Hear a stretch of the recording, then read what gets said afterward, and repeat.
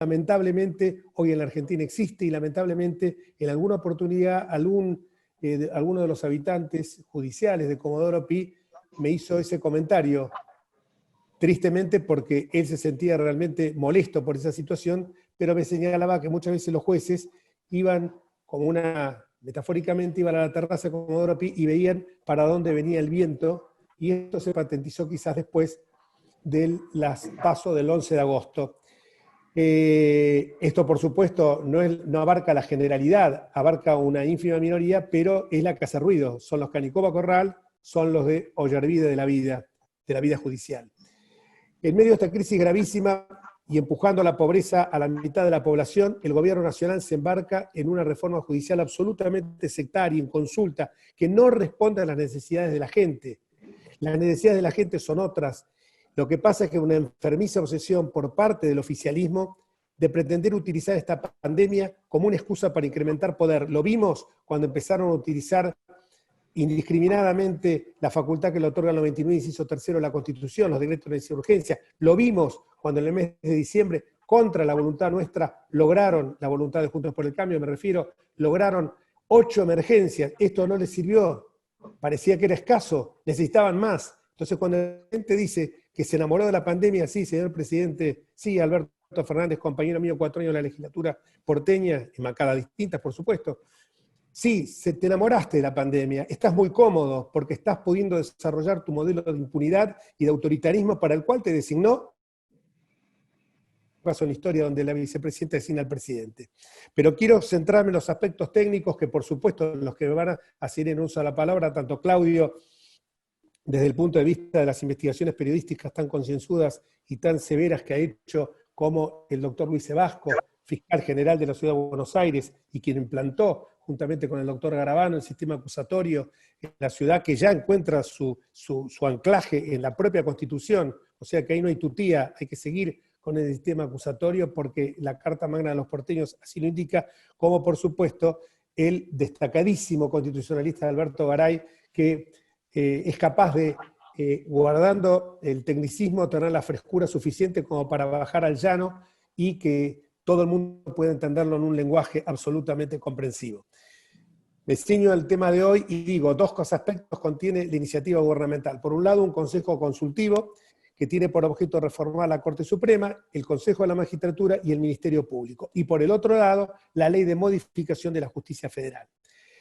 En el primero, por su composición, nos damos cuenta que es bastante obvio que una de las propuestas es una ampliación de la Corte. Esto lo ha dicho los 2 constitucionalistas que están allí, tanto Gustavo Ferreira, que fue un discípulo predilecto de Eugenio Raúl Zaffaroni, como cuanto Andrés Gil Domínguez lo han señalado claramente. Ellos quieren la ampliación de la Corte, creen que esta Corte tiene que estar ampliada generosamente, y entonces, bueno, buscan generar los espacios para poder cooptarla con nuevos integrantes que vayan en la dirección de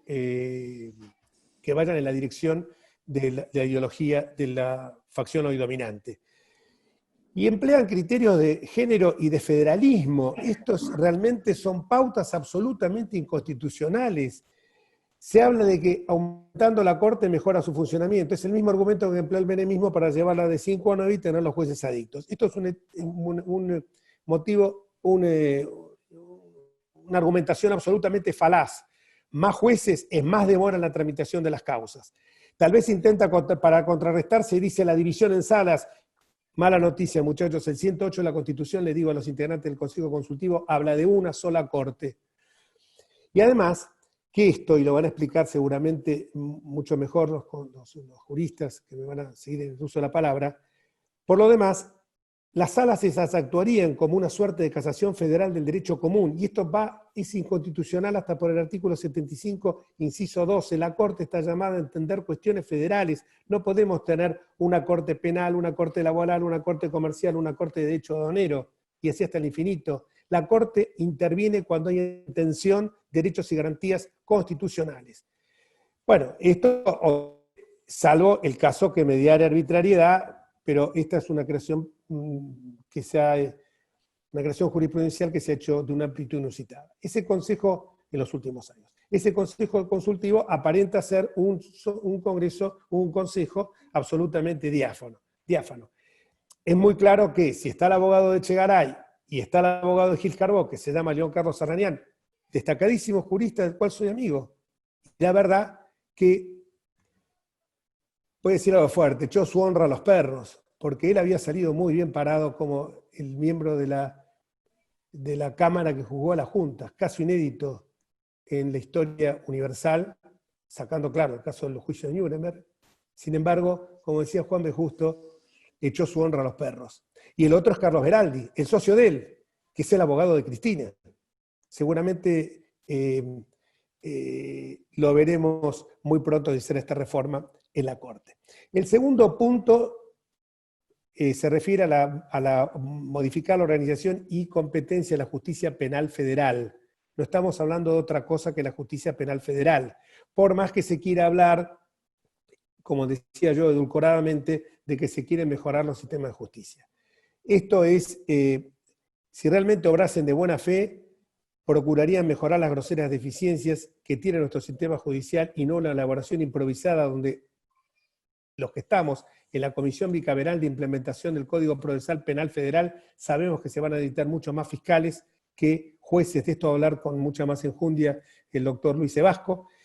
Y el último tema que me quedaría mencionar, un título, por así decirlo, es el tema de las subrogancias, que no son tales porque no se trata de subrogancias transitorias ya designadas en juzgados creados, sino que la subrogancia va a implicar la subrogancia implica el reemplazo temporal de un juez existente. Acá cuando se habla de subrogancias de un juzgado a crearse, es una designación que se va a hacer burlando el proceso constitucional, Consejo de la Magistratura por un lado, concurso de elaboración de las ternas por el otro, elevación por parte del Ejecutivo al Senado para su aprobación.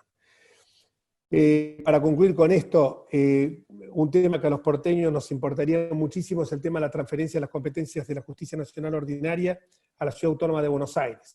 Ha venido en cuentagotas con la justicia penal, parece que ahora van a mandar lo último que quedaría de las competencias penales ordinarias.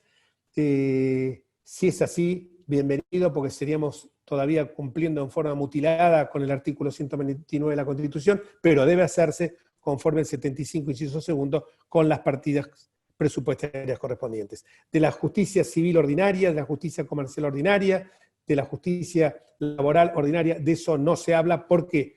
Porque lo que se quiere es unificar el contencioso administrativo y federal para evidentemente tener ahí una justicia mucho más adocenada. Pensemos que toda esta licuación con jueces subrogantes que no van a ser tales, sino que van a ser designaciones temporales, van a poder manejarse en su derrotero de impunidad con toda facilidad. Si hubieran querido mejorar las necesidades de la gente, hubieran aplicado la fórmula que tenemos nosotros en el 108 de la Constitución, una justicia que sea ágil, que sea capaz de resolver los temas sometidos a su jurisdicción y competencia en tiempo propio y a un bajo costo económico. Porque como decimos siempre, y esto lo establecimos en el artículo 108 de la Constitución porteña, una justicia cara o una justicia remolona implica una virtual negación de justicia. Hubiéramos querido que habláramos de la simplificación de los trámites, la difusión de la oralidad, de la concentración de los actos procesales, de la incorporación de tecnología. Acá no se está hablando de nada de conectividad, se está hablando de crear juzgados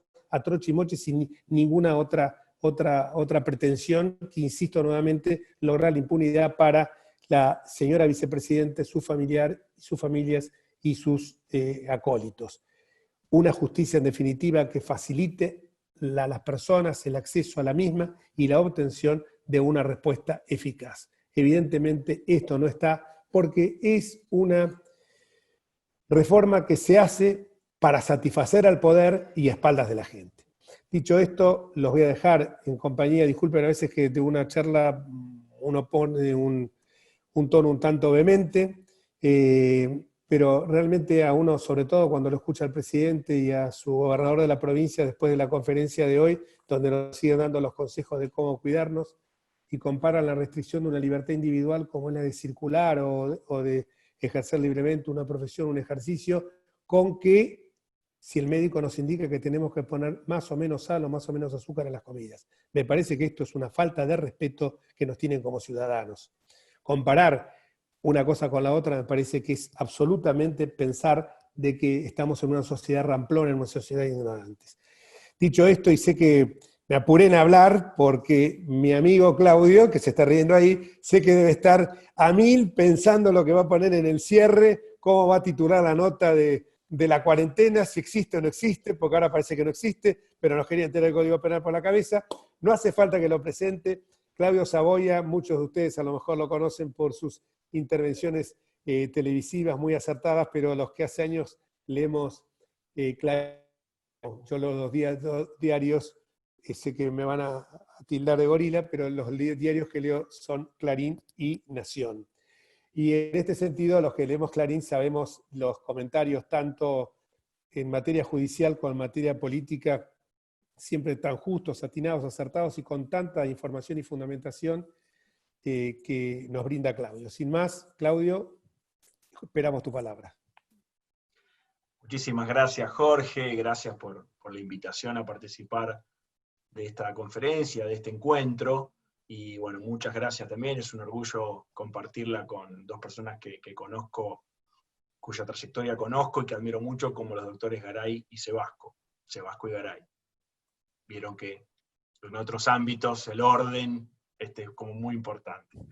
Bueno, primera, la verdad que Jorge dijo muchas de las cosas que uno viene estudiando y recogiendo en el último tiempo y sobre todo en los últimos 2 meses.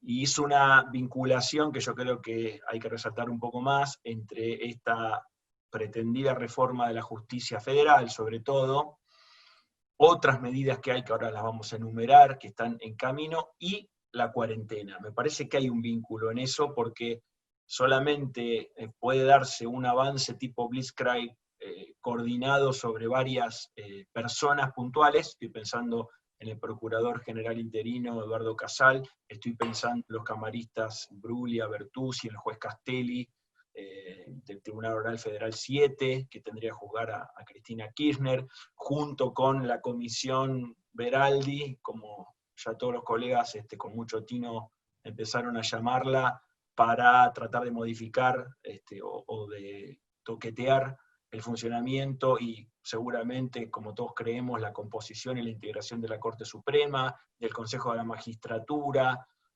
lo que pasó en el Consejo de la Magistratura también, cuando se aprobó esta revisión de los traslados de 10 jueces, algunos de los cuales habían sido ratificados por la Corte Suprema de Justicia, cosa que seguramente quienes están escuchando sabrán que no es menor, porque ahí es donde queda encapsulado dentro del Poder Judicial una posible discusión que es muy válida, porque hay una persona trabajando en un tribunal y pasa a integrar otro. Si eso ha sido refrendado por la cúpula del Poder Judicial, a mi humilde juicio, y creo que no estoy solo en eso, me parece que el control de legitimidad ya está ejercido, sobre todo porque no han sido jueces colocados para un caso, como vemos muchas veces, sino que fueron traslados después de otras renuncias, había nombramientos pendientes, pensemos en la Cámara Federal tiene o debe tener 6 jueces en total, en un momento llegó a tener un titular y un subrogante, realmente era demorar mucho la justicia.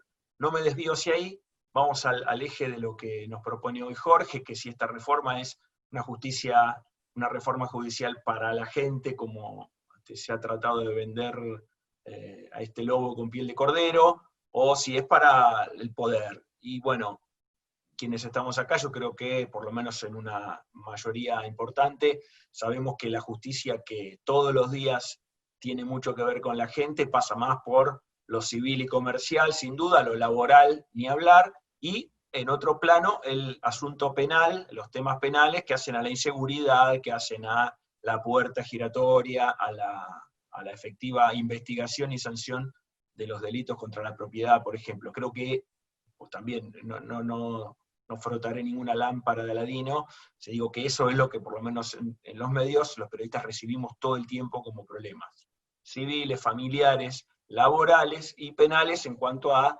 inseguridad.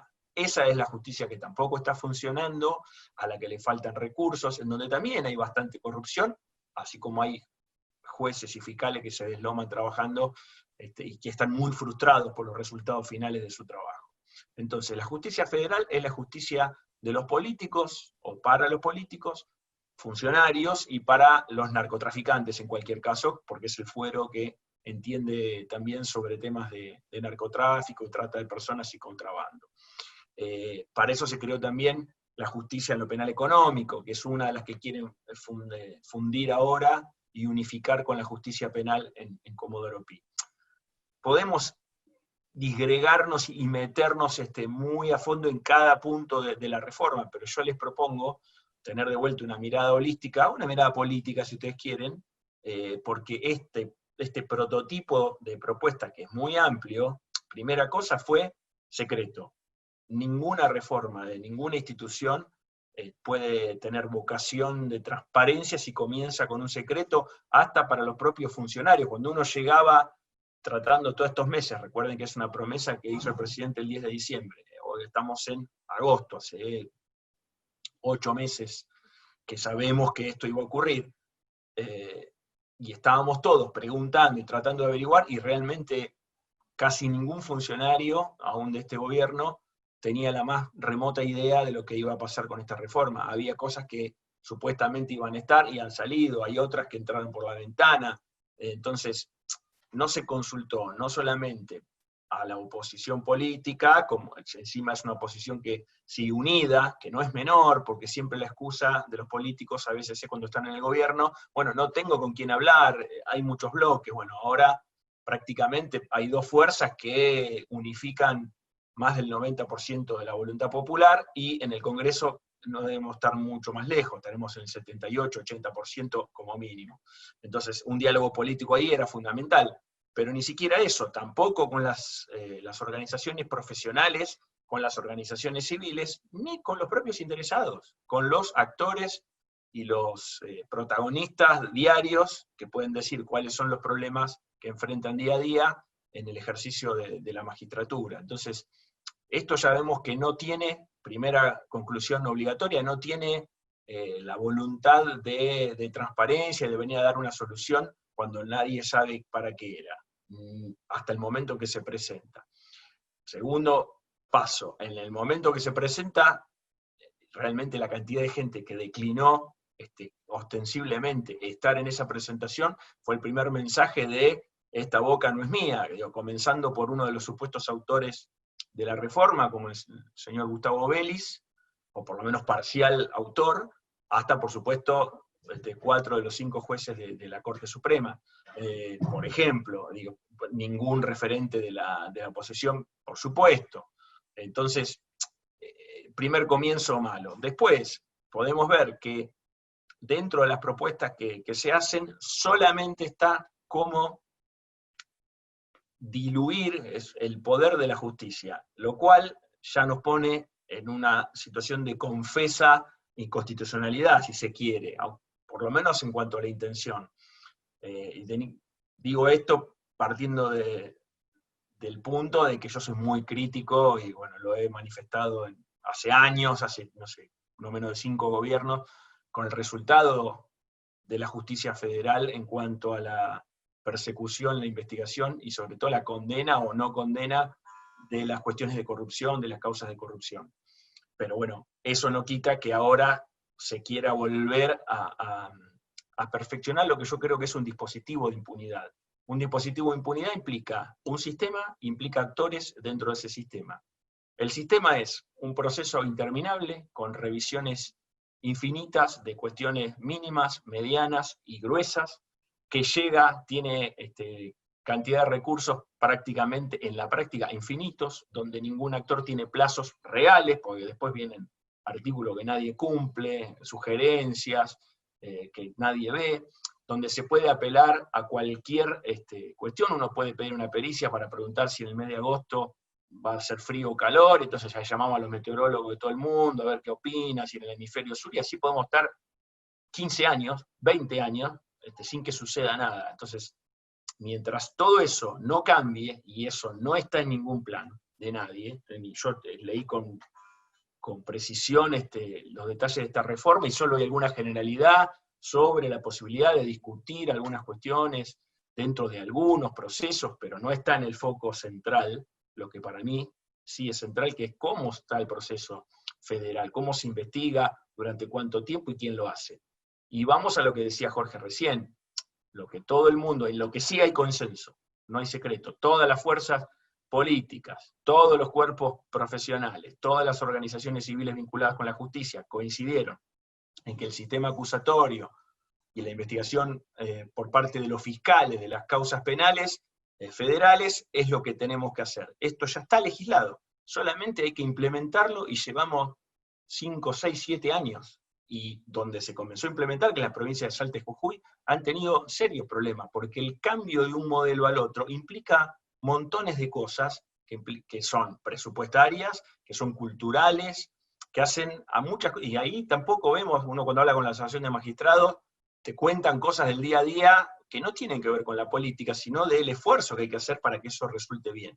Y es un camino que todo el mundo coincide que es el correcto, y acá se abandona. Se multiplican juzgados en el presupuesto que el Consejo de la Magistratura está tratando desde hace 2 días, hoy es viernes, 3 días, desde el martes, se presupuestaron 137 cargos por 849 millones de pesos, que es lo mínimo, teniendo en cuenta esta reforma judicial en una primera etapa. Aparte que es una fortuna, hemos hablado de eso, cuestiones económicas, estamos creando cargos de jueces cuando lo que necesitamos son fiscales, estamos significando fueros que tienen una trayectoria distinta y que hacerlo, en los casos que merezca la discusión, implicaría un trabajo aparte que no está contemplado. Hay cuestiones constitucionales severas, hay un fuero que quedaría medio pedaleando, quedaría, como los propios camaristas de ese fuero lo dijeron, quedarían prácticamente desguazados. Entonces, lo que uno ve en esta reforma, para poder llegar a la conclusión real, que es lo que uno piensa, que es no más que un plan para dotar de cierta apariencia de legitimidad a 2 o 3 objetivos concretos que tienen que ver con la impunidad de contadas personas, claras, prácticamente una y sus 2 hijos, porque uno después recibe eso por parte de los jueces en off the record, aún de los jueces de la Corte. Todo lo demás es incoherente. Se nota que es un proyecto que ha sufrido muchos parches, quitas, agregados, borrones y tachones, y eso se nota cuando uno lo lee. Entonces, si a todo eso, a su vez, al secreto que comenzábamos hablando, y a toda esta cuestión que decimos, de una cosa que no tiene ninguna coherencia, ni siquiera interna, no podemos hablar de un proyecto que implique una nueva visión de la justicia, y bueno, uno puede quedarse sorprendido, espantado, esperanzado, etcétera, pero hay un proyecto con cierta consistencia, eso acá tampoco ocurre. Entonces, ya se manifestaron varias personas, advirtieron que hay cuestiones de constitucionalidad muy severas. La advertencia, ustedes saben, es decir, si esto se vota, en el minuto 1 entra un amparo y esto se cae por inconstitucional, como pasó con la fallida democratización de la justicia del 2013, que era un intento igual a más brutal en algunos aspectos y menos brutal que en otros. Primera cosa con respecto al proyecto, y ya termino. Segunda parte, no menor, la comisión de asesores que el presidente convocó, tiene todo el derecho de hacerlo, ahora sí, de seleccionar a las personas que él desee, que quiere y que elija, pero con un menú muy grueso de cosas muy importantes, donde lo que uno espera como mínimo, si va a haber una discusión para después llevarla al Parlamento, es que ahí en esa comisión haya una diversidad de opiniones, una diversidad de trayectorias, de colores, de pensamientos, de experiencias. No la hay, todos sabemos para qué está puesto, hay que llegar a recomendar un funcionamiento distinto de la Corte Suprema, y si es posible una ampliación, y como decían ustedes, una hipotética división en salas, cosas que nunca funcionaron, nunca estuvieron en ningún plan y que nadie pide. Todo esto me parece también muy importante. Lo que está ocurriendo, nadie lo pide. No hubo, ni en la campaña electoral que tuvimos hace menos de un año, se cumplió un año de las elecciones primarias, por lo tanto la elección presidencial fue en octubre, menos de un año, esto no estaba en ninguna, esto que estamos conociendo hoy, digo, no una demanda judicial, sino esta reforma no estaba en ningún plan, no la reclamaba ninguna organización civil vinculada a los temas judiciales. Realmente nadie está pidiendo por una corte distinta, con todos los reclamos que uno tiene. Uno de esos reclamos, y ahí sí, voy a lo puntual, y son las partes flojas que tendría que evaluar el máximo tribunal, a mi juicio, confirmar, no declarar, la inconstitucionalidad de la conformación del Consejo de la Magistratura. Eso es clave. Acá, en el año 2006, o sea, hace 14 años, casi 15, hubo una reforma extraña que cambió la composición, la integración y la cantidad de miembros del Consejo de la Magistratura. Ustedes saben, es un órgano muy importante, creado en la Constitución de 1994, justamente para sacarle potestad a los gobiernos arbitrariamente para designar jueces, solamente con un acuerdo del Senado, que siempre estuvo en las mismas manos, no lo olvidemos eso, desde hace 30 y pico de años. Entonces ya sabemos que ahí hay una mirada que no va a estar, porque está siempre sesgada por una mayoría política. Si fuera otra sería lo mismo a mi juicio, pero digamos, lo que uno espera institucionalmente es que haya un cruce de opiniones, no lo hay en el Senado. Entonces, bueno, el Consejo de la Magistratura debería y debe promover y evaluar, eventualmente quitar de sus funciones a los magistrados que no cumplan con lo que tienen que cumplir, que defrauden su desempeño, la confianza pública en su desempeño. Bueno, esto fue manipulado y hay una mayoría donde el gobierno de turno tiene poder de veto sobre designaciones y sobre procesos de juicio político, y prácticamente un control sobre el resto de las demás cosas. Esto ya fue declarado inconstitucional por la justicia contencioso administrativa, y está desde hace años esperando que la Corte diga si esto va o no va. Y mientras tanto, el Consejo como está, sigue funcionando, sigue sancionando jueces que molestan al poder, sigue manipulando un poquito algunas ternas y algunas cosas, todo el manejo del dinero es muy oscuro en algunas cosas, ahí también. Eso está en manos de la Corte, y hasta donde uno sabe también hay bajezas personales, porque si no saliera una nueva ley, que es lo que se pidió, y lo que el gobierno anterior, también Jorge, el gobierno del Macri, había prometido enviar una nueva ley, entonces, en conversaciones oficiosas, esto lo podemos decir en este ámbito, había dicho a los jueces de la Corte, por favor, esperen que yo voy a hacer una ley nueva, entonces, para que esto tenga una continuidad, se cae la que estaba, una ley nueva que respete las proporcionalidades va a llegar al Congreso. Esto no pasó nunca, tenemos la ley vieja, inconstitucional, ya declaradamente inconstitucional, y ahora la Corte, si la volteara, tendría que consagrar lo que fue votado en el año 94, la conformación que quedó de la Constitución, que pondría al Consejo de la Magistratura en cabeza del presidente de la Corte Suprema de Justicia, que es el doctor Rosenkrantz. Entonces ahí, dentro de la Corte, empieza a haber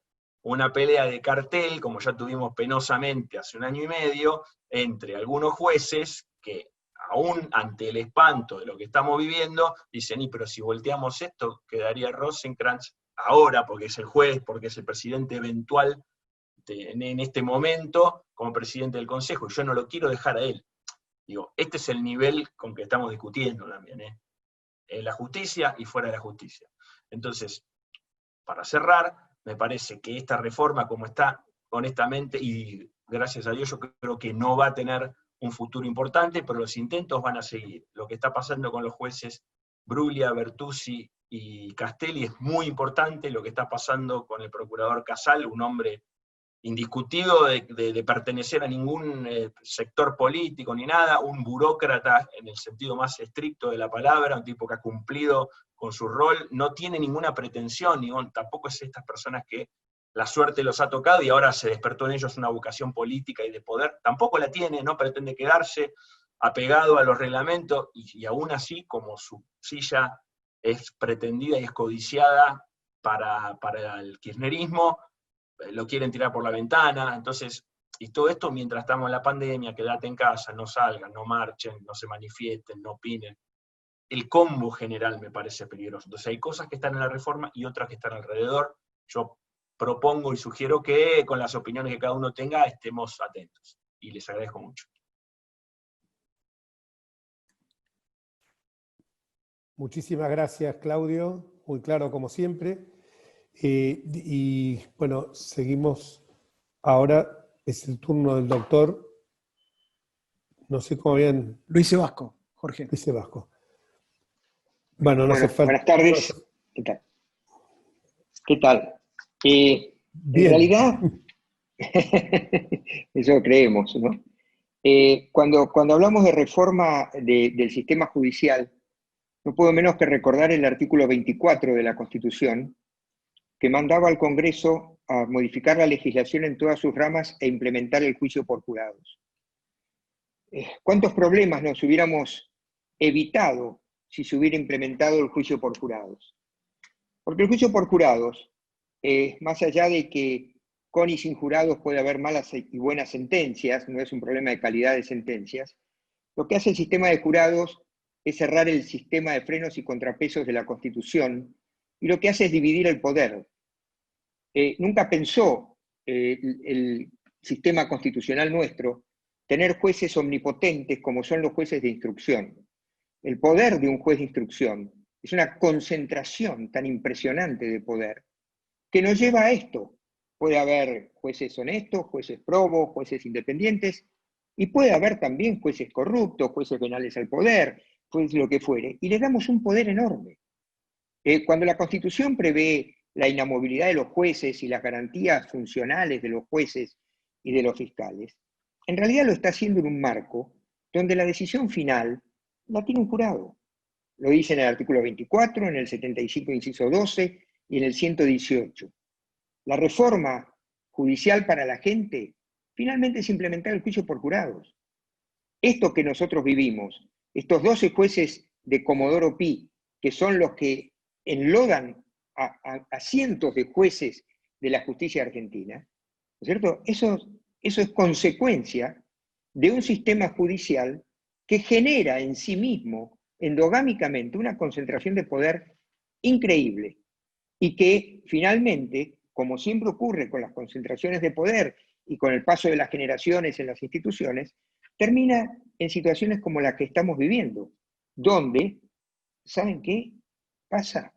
La política se enfrenta con los jueces corruptos cuando los jueces corruptos la persiguen, porque es un problema de mafias.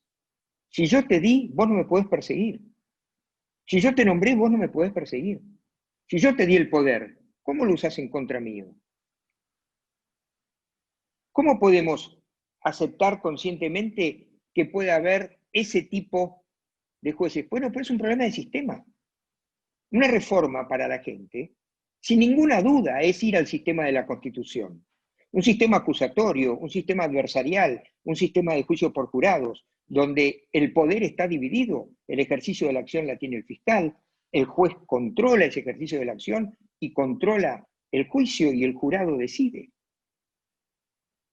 Yo creo que Cristina tendría muchísimos más problemas con un jurado que con jueces técnicos, no me cabe duda. Fíjense que en algunas provincias donde se implementó el juicio por jurados, para que saliera el sistema de jurados de la legislatura provincial, lo que hubo que hacer fue sacarle los delitos de funcionario público dentro de las facultades del jurado. Los políticos no querían al jurado juzgándolo.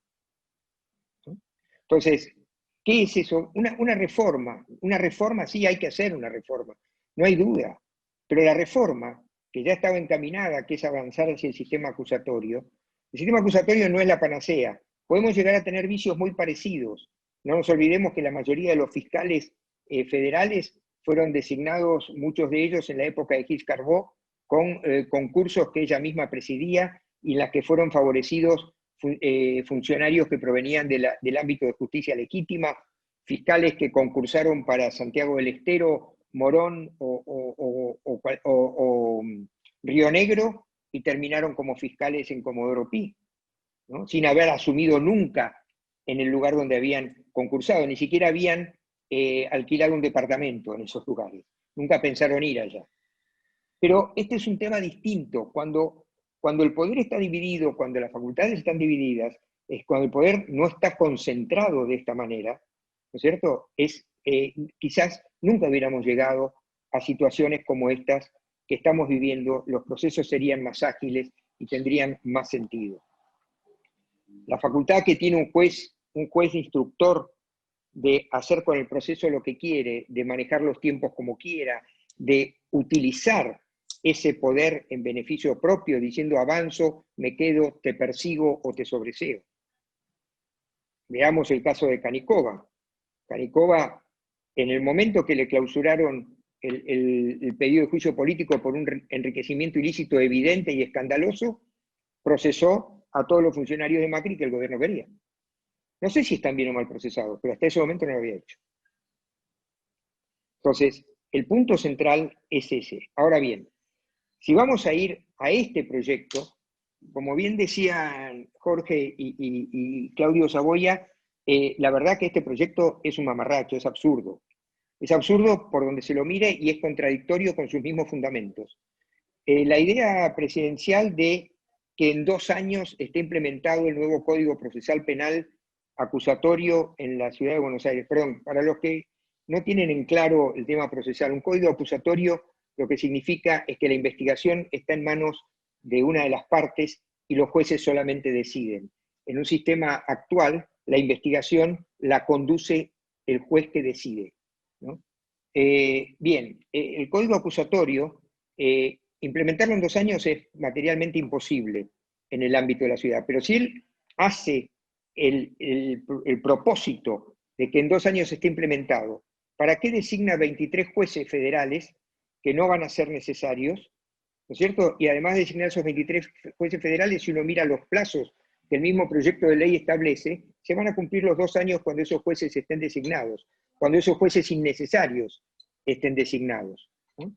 Esto realmente es incomprensible y además el proyecto tiene una serie de inconsistencias que son impresionantes. En primer lugar, dicen que el único costo va a ser el de los sueldos de los jueces y los fiscales que se designen. No es verdad. Los jueces que se designen van a tener secretaría privada, ordenanza, etcétera, pero además tienen que tener un despacho.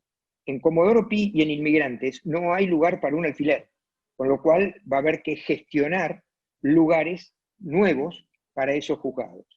Por otro lado, dice que los jueces actuales se van a quedar con los casos en trámite, lo cual va a significar comprimir en una secretaría lo que actualmente tienen en 2. Entonces, se va a multiplicar la carga de trabajo de una secretaría, se va a duplicar, y la otra secretaría va a quedar en 0 para recibir los casos nuevos. Esto, la verdad que no tiene sentido, porque en el modo de juez de instrucción que tienen los jueces federales, es inevitable la delegación de funciones. Absolutamente inevitable, porque son tales la cantidad de casos que manejan, que cada empleado de un juzgado con sistema de instrucción es un juez en sí mismo. Entonces, todos los que conocen los casos de la Secretaría que pase al juzgado nuevo, los van a tener que dejar, empezar a conocer casos que son muy complejos, la gran mayoría, y empezar de nuevo. O sea que los tiempos van a ser interminables. Esto no va a agilizar el sistema. Al contrario, va a hacer que los casos en trámite demoren eternamente. Por otra parte, en lo que hace al sistema acusatorio, la designación de un fiscal por juzgado es replicar el sistema actual y no es el sistema adecuado para la forma acusatoria. El Código Procesal Penal Federal, que pretenden que entre en vigencia en 2 años, en realidad prevé un sistema totalmente distinto de manejo de jueces y fiscales. Por lo pronto, para que pueda funcionar es necesario crear una oficina judicial que se ocupe de la gestión de audiencias, porque los jueces van a estar en audiencias todo el tiempo, no van a necesitar el personal del juzgado, y las fiscalías van a tener que trabajar en forma orgánica, desformalizada y con una policía judicial que colabore con las investigaciones. No hay otro modo, es una ficción esto de que los jueces investigan o los fiscales investigan. Lo que hacen los fiscales o los jueces de instrucción es darle significación jurídica a lo que le traen, ya sea la querella o ya sea la policía. Pero la investigación de verdad, una investigación seria, como hemos visto que han hecho el periodismo de investigación en los últimos años, ir al lugar de los hechos, encontrar los bienes, encontrar las mansiones, encontrar los hoteles, encontrar los bienes de las Báez, etc. Eso no lo hace nunca una fiscalía o un juzgado. No tiene medios, no tiene forma y no están preparados para eso. Entonces, un sistema que agilice la justicia es un cambio radical, es un cambio que es una vuelta a campana impresionante. Es un sistema muy parecido al que hoy funciona, debería ser un sistema muy parecido al que hoy funciona en la justicia de la Ciudad de Buenos Aires. Por otra parte, no resuelve una serie de situaciones. Por ejemplo, los jueces de instrucción que van a subrogar en federal mientras se sustancia el concurso. Primero, muchos de ellos van a concursar, con lo cual van a estar ocupados en su concurso. Segundo, nos vamos a encontrar con que van a subrogar, van a seguir con su juzgado y además van a subrogar un juzgado federal, o sea que van a estar asentados en tribunales y van a tener que ir a Comodoro Pi a firmar. No resuelve una serie de temas que son muy complejos y que a mí me ha tocado ver cuando estaba a cargo de la Fiscalía General de la Ciudad. Por ejemplo, lo complejo que es establecer la conectividad para el sistema informático de gestión entre un edificio y otro. ¿Dónde los vamos a poner? ¿Cómo vamos a conectar esos sistemas? No solo es complejo, es muy caro. Es muy caro. No es tirar un cable coaxial, es realmente complejo porque se necesita mucho ancho de banda, muy buena conectividad, que no falle, que sea seguro. Una licitación de eso nos lleva menos de 6 meses. No resuelve qué va a pasar. Dice, bueno, vamos a traspasar la justicia ordinaria a la Ciudad de Buenos Aires. ¿Cuándo? Cuando la legislatura lo apruebe. 2, para que la legislatura lo apruebe tiene que ser con suficiente traspaso de fondos. Pero además no resuelve qué va a pasar con la justicia residual. Los jueces, hay jueces nuevos que aceptaron pasar a la Ciudad de Buenos Aires. ¿Y los otros? La Ciudad de Buenos Aires, el sistema judicial de la Ciudad de Buenos Aires, por su propia estructura, no tiene ni requiere Cámara de Casación ni tribunales orales. ¿Qué va a pasar con la Cámara de Casación Nacional? ¿Y qué va a pasar con los tribunales orales nacionales, que son 30? Son 90 jueces. ¿Qué va a pasar con esos fiscales nacionales? Tampoco está resuelto. Que son otros 30 fiscales de tribunal oral. ¿Qué va a pasar con la Cámara de Apelaciones? Supongamos que algunos pasen a la ciudad y el resto se disuelve, queda en el aire. La excusa de unificar civil y comercial federal con contencioso administrativo, pues dicen que eso evitaría problemas de competencia. Bueno, según la Cámara Contencioso Civil y Comercial Federal, hubo 22 casos de competencia en 5 años, es decir, 4 casos por año. Me parece que esto no justifica la unificación de los fueros y que tienen realmente competencias distintas. No es lo mismo contencioso administrativo, especializados en derecho administrativo, que civil y comercial federal, que tienen una materia totalmente diferente. Estamos mezclando competencias, experiencias absolutamente distintas. Entonces, ¿qué vamos a provocar? Cantidad de problemas de interpretación de la ley, otro tipo de conflictos, cantidad de apelaciones, nuevos fallos plenarios. Es decir, esto realmente es la antítesis de pretender agilizar un sistema judicial. Realmente cambiar, como dijo muy bien Claudio Saboya, cambiar un sistema de pasar de un procedimiento inquisitivo a un procedimiento acusatorio es una cuestión compleja, porque hay que modificar estructuras para que funcione, porque hay que cambiar estructuras culturales muy arraigadas, porque hay que dejar de pensar en el expediente para pasar a pensar en el caso, una estructura deformalizada, y además hay que contar con las estructuras judiciales y de fiscales necesarias. ¿Por qué refiero esto? Porque la idea de designar 94 jueces federales en el interior del país, en principio tiene sentido. ¿Por qué? Porque en el interior del país hay un juez federal en 500 kilómetros a la redonda, pero no tiene sentido como está planteado. Si a mí me dicen que van a designar un juez federal un juzgado, que van a crear un juzgado federal, en un lugar donde hay un juez que es civil, comercial y minería federal, ¿no es cierto? Y que van a crear un juzgado para que se ocupe de lo penal. Voy a decir que no va a alcanzar, porque el nuevo Código Federal tiene una demanda de la presencia del juez en audiencias que es enorme. Fíjense, audiencia de control de detención, audiencia de formalización de cargos, audiencia de control de acusación, audiencia previa a la remisión a juicio y audiencia de juicio, sin contar las audiencias de excepciones, de recusación o de nulidades. Todo eso requiere la presencia del juez. Donde tenemos un juez en 500 kilómetros a la redonda, esto no va a funcionar con un juez. Pero tampoco hay que crear juzgados. Para ese sistema, lo que hay que crear son cargos de juez, no juzgados. No tiene sentido que yo ponga un juzgado con una secretaría completa replicando el modelo actual. Hay que crear cargos de juez. Y sí, hay que ir al sistema, necesariamente, al sistema de juicio por jurados. Ese es el cambio. Entonces, la verdad es que es llamativo, ¿no? Inclusive hay una cosa que me llama la atención de esta propuesta, y es la frustración de los propios militantes, cosa que he visto varias veces en la historia nuestra, desde que Perón echó de la Plaza Los Montoneros en adelante. La frustración de los propios militantes, ¿por qué? Porque conozco muchos kirchneristas, procesalistas, que estaban encantados con el avance al acusatorio y que hoy están sorprendidos con lo que el gobierno está planteando. Ellos mismos lo están cuestionando, ¿no? Realmente, en el ámbito jurídico procesal y jurídico procesal penal, esto es tomado realmente con muy poca seriedad. Y finalmente, yo quisiera señalar algo que es muy importante. No me cabe duda, este mamarracho de proyecto de reforma, desde mi punto de vista, es solamente una cortina de humo para, mientras tanto, se discuta la modificación de la Corte. Y creo que hay dos aspectos que no debemos dejar pasar y con los que debemos estar muy atentos. Ayer fue un día negro para el sistema institucional argentino. El hecho de que el Senado ignore una orden dictada por una juez en el marco de un amparo.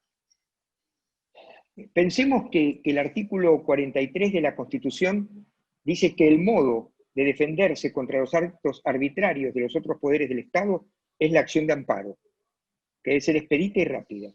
Lo que está diciendo la Constitución es que eso es competencia de los jueces.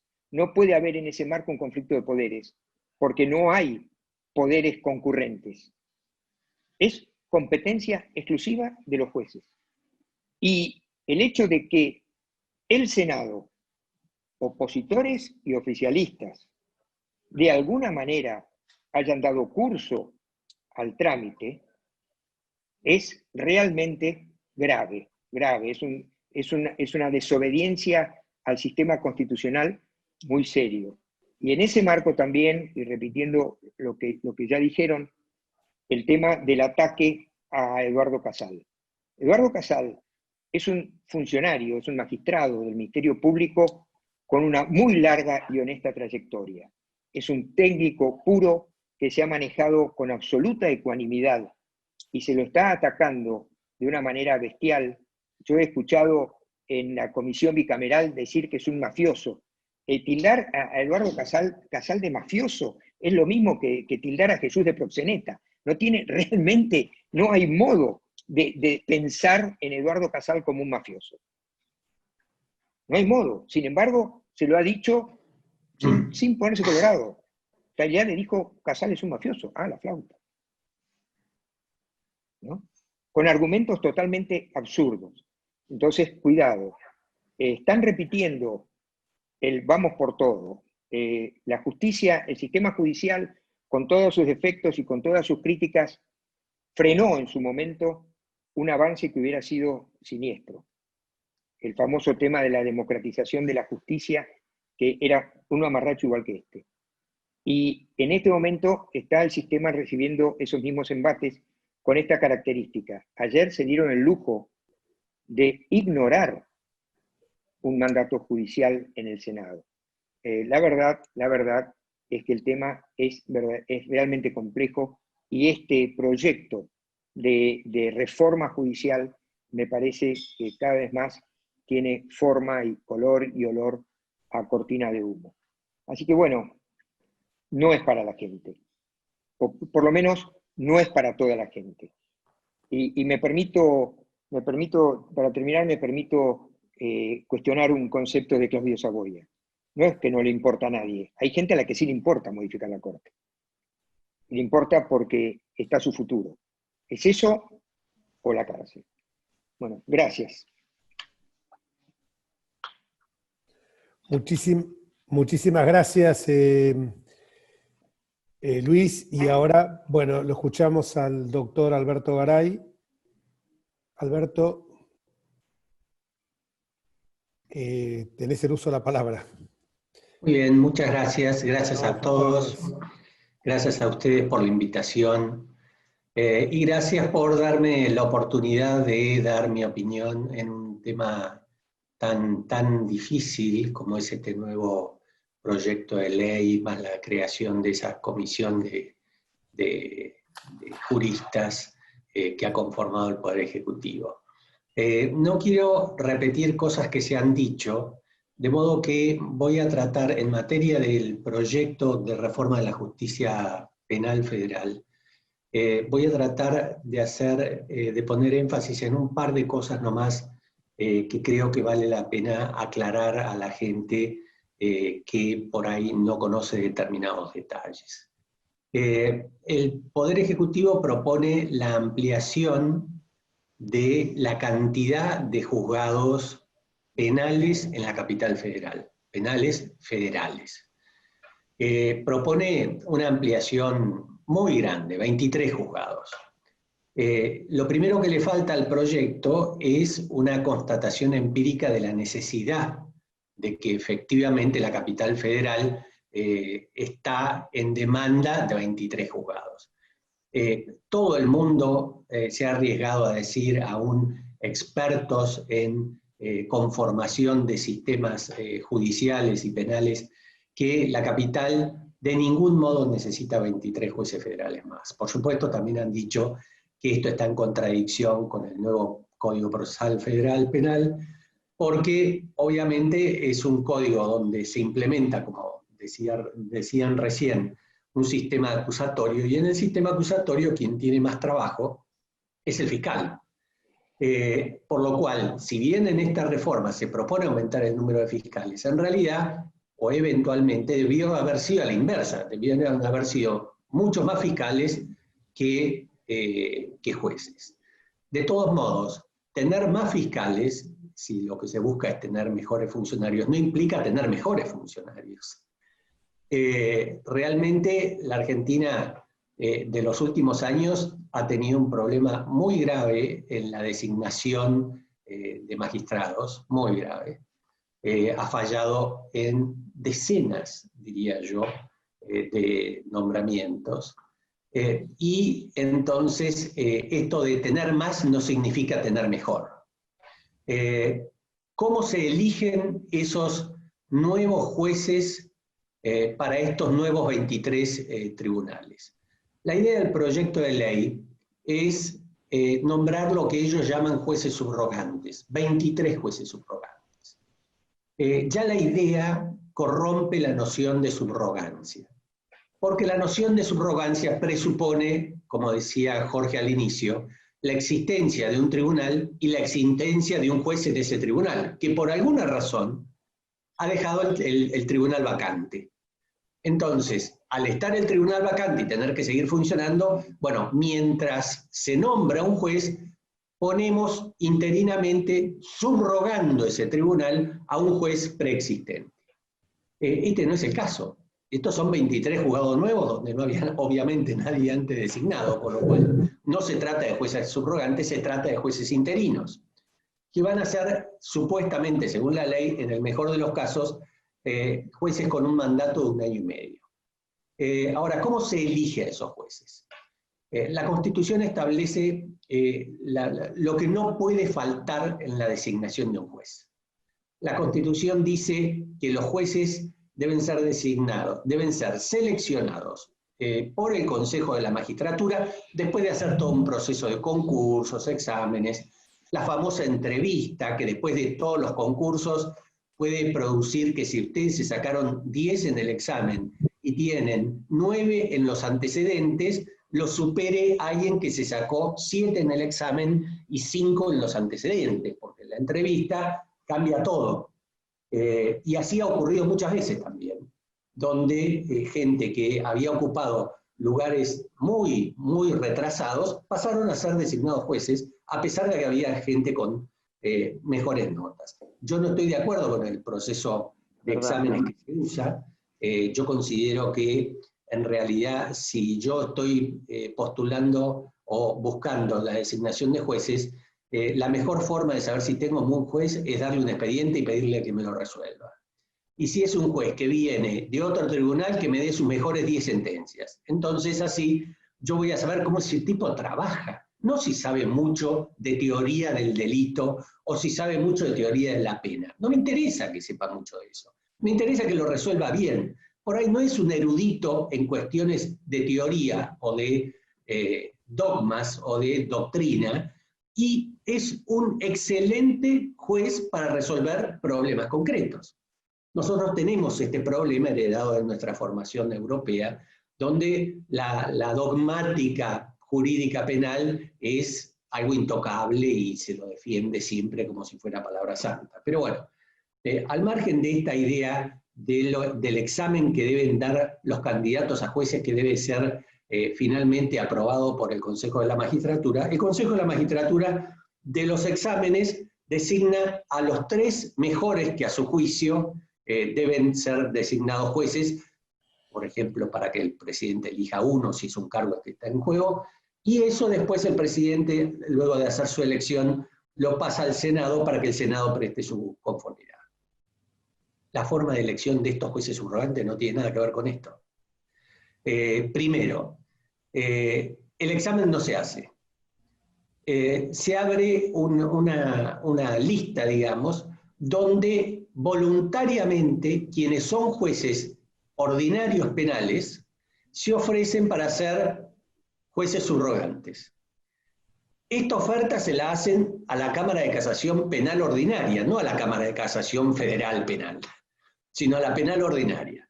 La penal ordinaria conforma una lista, esta lista se la pasa al Consejo de la Magistratura y el Consejo de la Magistratura elige y pasa al Senado. Cuando uno ve esto, dice, esto no tiene nada que ver con lo que dice la Constitución, y efectivamente no tiene nada que ver con lo que dice la Constitución, es claramente inconstitucional ese proceso de selección. Pero aquí puede haber una pequeña picardía. Yo dudo que 23 jueces penales ordinarios vayan a querer ir de jueces subrogantes federales. Realmente lo dudo. Creo que ellos están muy conformes, en general, de estar en ese fuero. ¿Qué pasa si quedan muchas vacantes sin cubrir? ¿Qué pasa si el presidente hace aquello para lo cual la Constitución le da facultad? Artículo 99, inciso 19 de la Constitución. Y nombra en comisión gente que a él le parece que pueden ser buenos jueces. Y el día de mañana, cuando el Congreso, que estaba en receso, vuelve a sesionar, confirma a esa gente. ¿Podría esto ser válido? Obviamente, al faltar el proceso de concurso público, sería muy objetable. Pero podría ser una variante que a algún iluminado se le podría ocurrir pensar para cubrir de entrada todo, porque es urgente que se haga todo, porque así lo plantean como una necesidad perentoria de hacer esto. Necesidad perentoria que no existe, en realidad la necesidad perentoria es ocuparse de las medidas que se han dispuesto contra la pandemia, ocuparse del 50% de pobres o más que va a generar toda esta barbaridad que nos acaba de ocurrir, ocuparse de pagarle mejor al personal de sanidad, que bastante poco ganan a pesar del riesgo que afrontan todos los días, y ocuparse de muchas cuestiones que son sí prioritarias. Esto de ningún modo es prioritario, a pesar de todas las críticas que uno puede hacer respecto de la justicia federal en lo penal.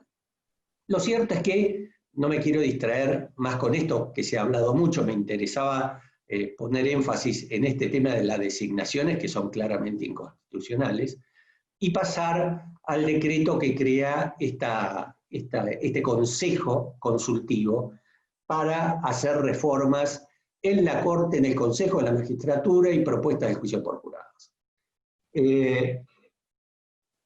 Como se dijo anteriormente, yo coincido totalmente con el juicio por jurados. Es decir, primero, mi pasión es el derecho constitucional y la Constitución desde 1863 pide juicio por jurados. Cúmplanlo.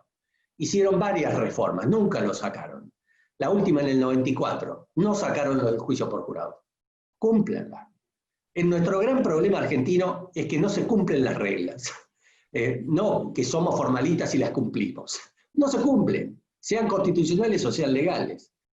Entonces, tema juicio por jurados, yo no le veo realmente objeción y me encantaría verlo funcionar. No creo que vaya a ser la panacea. No creo que 12 personas del día a la noche se transforme en excelentes e independientes jueces de sus pares. No, creo que vamos a tener muchísimos problemas. Los problemas que tenemos con los jueces, es probable que los tengamos también con los jurados. Los jueces no salen de un repollo, como los políticos no salen de un repollo. Son reflejo de parte de nuestra sociedad. Y donde toca una parte medio podrida de nuestra sociedad en un juzgado o en un jurado, bueno, las cosas salen mal.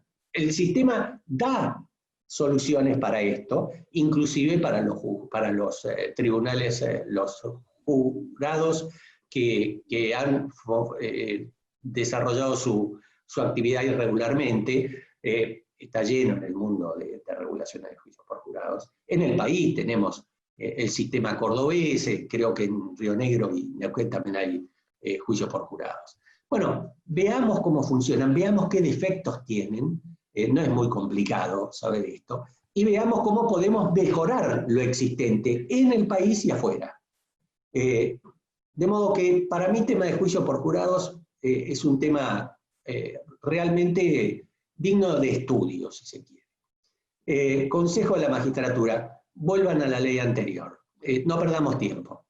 La Constitución establece que debe existir equivalencia entre las representaciones de los estamentos que se representan en el Consejo de la Magistratura. El Consejo de la Magistratura es el que administra el Poder Judicial y es el que se encarga de las exámenes y propuestas de jueces, ¿verdad? Bueno, ¿cómo se conforma? Bueno, hay representantes de los jueces, de los abogados, de los políticos, y también hay representantes de la cultura y de la ciencia. Bueno, la idea es que sean poderes equivalentes. ¿Qué hizo el gobierno de Cristina Fernández de Kirchner en su momento? Cambió la ley, sacó abogados, sacó jueces, levantó a los políticos y redujo también otro estamento que no me acuerdo cuál era. Con lo cual generó un desequilibrio enorme entre los estamentos y un predominio de los políticos apabullante. En un sentido podríamos decir, volvimos al sistema anterior de la existencia del Consejo de la Magistratura.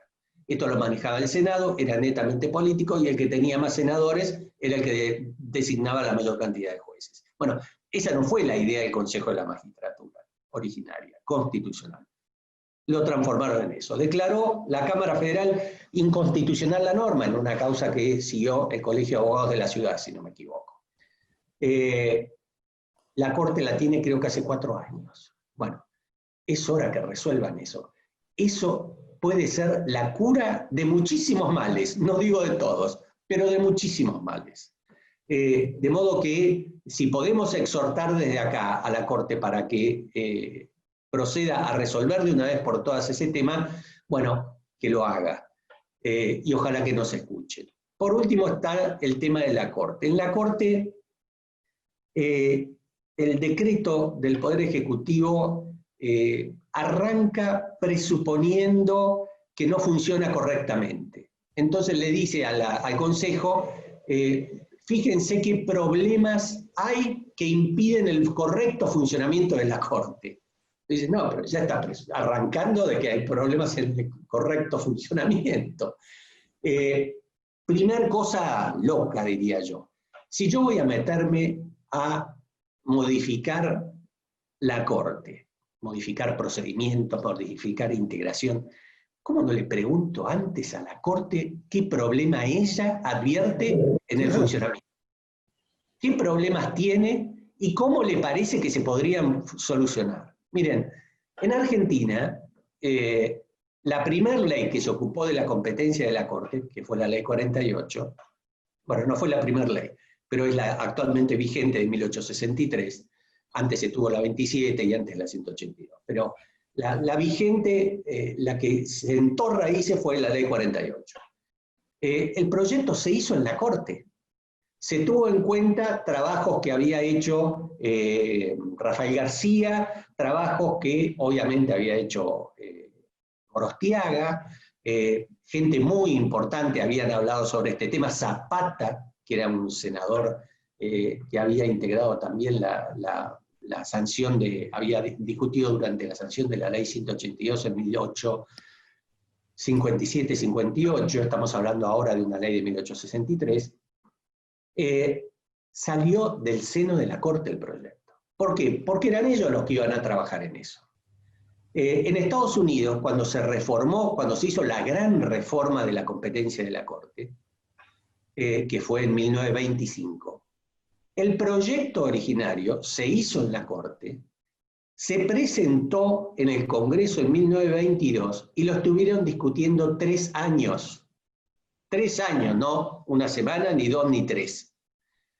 Ni 90 días, como le dan a la Comisión para que se expida sobre todo, sobre la Corte, sobre el Consejo de la Magistratura y sobre la ley de juicio por jurado.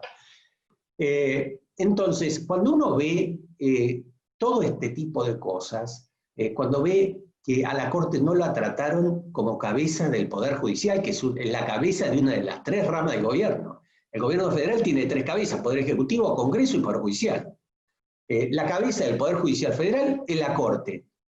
La trataron como si no existiera prácticamente. Ahora están queriendo arreglarlo, a ver si ahora le pedimos la opinión. Una barbaridad, lisa y llana. Cuando vemos la historia de nuestro Poder Judicial, ustedes ven que el primer gran hito que tiene la historia del Poder Judicial, o la historia de la decadencia del Poder Judicial, es la famosa acordada de septiembre del año 30, cuando los militares derrocan a Irigoyen. Los militares le mandan una notita a la Corte y le dicen, ahora estamos nosotros, vamos a legislar pura y exclusivamente lo que sea estrictamente necesario, hasta que retomemos a un gobierno democrático, se los comunicamos, le dicen. Entonces la Corte recibe eso, pretende fundar su decisión falseando lo que es la doctrina de facto de un jurista, creo que era canadiense, Constantino, la falsea, Constantino no dice lo que la Corte dice que dice, y dice, bueno, gobierno de hecho ganó el más fuerte, pero yo me voy a ocupar de las garantías constitucionales, en vez de, en el peor de los casos, renunciar. Ellos no podían comprometer, involucrar a la Corte secundando a un gobierno de facto. Ellos no lo vivieron así, ellos creyeron que hacían una mejor función al país secundando al gobierno. Yo no coincido con eso, tampoco coincido con esta visión naif. Yo creo que en definitiva tenían poder y lo quisieron seguir conservando. Quizás tenían sus afinidades ideológicas con los golpistas, no lo sé.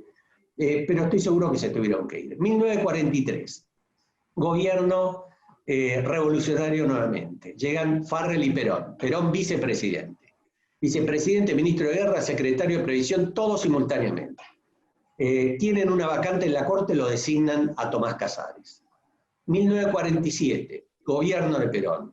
remueven por juicio político, absurdo juicio político, e inmoral juicio político, les diría, remueven por juicio político a la Corte y nombran 4 amigos, es decir, 4 personas que ideológicamente coincidían con el gobierno de Perón. Esos 4, más Casares, 5 que ideológicamente en ese momento coincidían con el gobierno de Perón. Esa Corte no declaró la inconstitucionalidad de ninguna norma durante todos los años que duró el gobierno de Perón. 9 creo que fueron. Viene la Revolución del 55, echa a la Corte de Perón y pone a su propia Corte. Viene la Revolución del 66, echa a la Corte que se había conformado entre el gobierno de la revolución, el gobierno de facto, Frondizi y Ilia, echa a esa Corte, ahí eran 7, vuelve al número de 5 y nombra a su gente. Viene Cámpora en el 73, echa a la Corte de facto y pone a sus 5. Los 5 de Cámpora, siempre 5 afines ideológicamente. Viene el gobierno del 76, los militares en el 76, echa a la Corte de Cámpora y nombra a sus 5, que obviamente comulgaban ideológicamente con los golpistas. Aun cuando había gente que venía desempeñándose o se había desempeñado en el Poder Judicial en la Cámara Federal, como Gabrieli, por ejemplo, y Heredia, habían sido camaristas federales y jueces federales en la época de Perón. Viene el gobierno de Alfonsín, saca por suerte a la Corte designada por los militares y, ¿por qué digo por suerte? Porque un constitucionalista muy famoso en ese momento publicó un artículo diciendo que para ayudar a la estabilidad de las instituciones había que dejar a esa Corte. Famoso constitucionalista, La mayoría de los constitucionalistas jóvenes actuales hablan maravillas de él. Bueno, por suerte Alfonsín no los escuchó. Y designa una Corte variopinta, ideológicamente. Había peronistas, socialistas, radicales, gente del interior, gente de la capital, gente de la provincia de Buenos Aires. Viene Menem, y Menem, ¿qué dice? Uy, pero yo soy el único que no puede designar su Corte. Entonces, a los meses de haber asumido la presidencia, modifica el número de integrantes de la Corte y lo lleva de 5 a 9. Como ya había una vacante, tiene oportunidad de nombrar 5 y nombra 5 leales ideológicamente a su gobierno.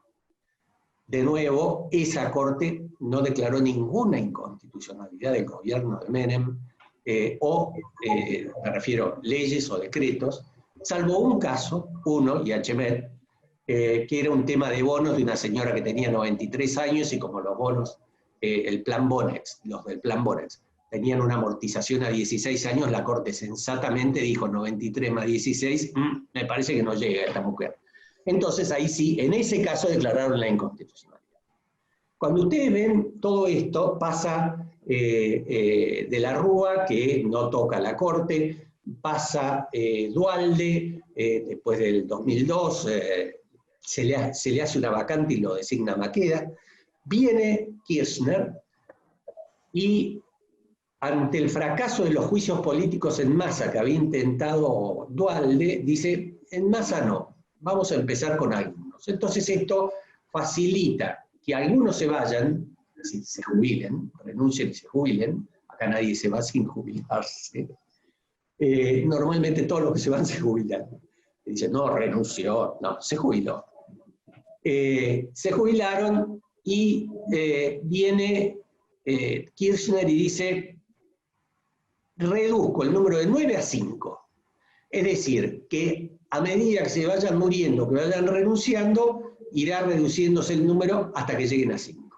Llegan a 5, se producen vacantes, tiene oportunidad de designarlo a Zaffaroni, tiene oportunidad de designarlo a Lorenzetti y a Hayton. Siempre ideológicamente en línea con la ideología del gobierno. Esta es la tónica del justicialismo, por lo general. Siempre nombra gente ideológicamente afín.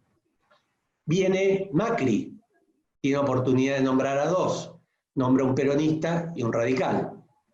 O gente de ideología cercana al peronismo y cercana al radicalismo. podemos decir que no le quedaba más remedio porque no tenía mayoría en el Senado. Como dijeron antes, el peronismo viene manejando el Senado históricamente. Ningún partido que no sea el peronista en los últimos 50 años tuvo el Senado.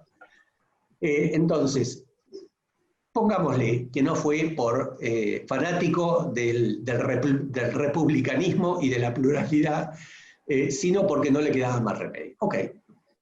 Lo cierto es que hoy día la Corte Suprema está integrada ideológicamente con 4 personas más afines al justicialismo y con una persona más afín al radicalismo.